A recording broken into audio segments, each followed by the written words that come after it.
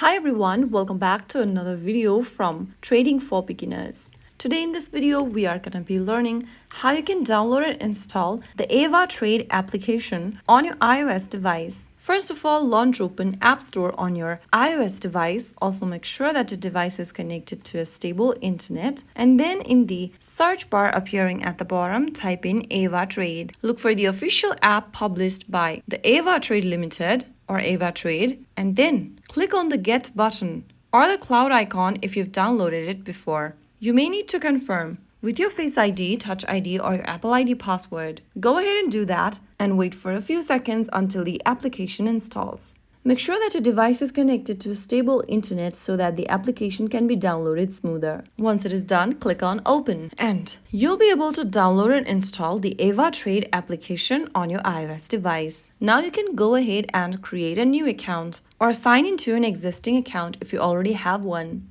If you found the video helpful, don't forget to like, share, and subscribe to our channel. I will see you again in the next video. Stay tuned and thanks for watching.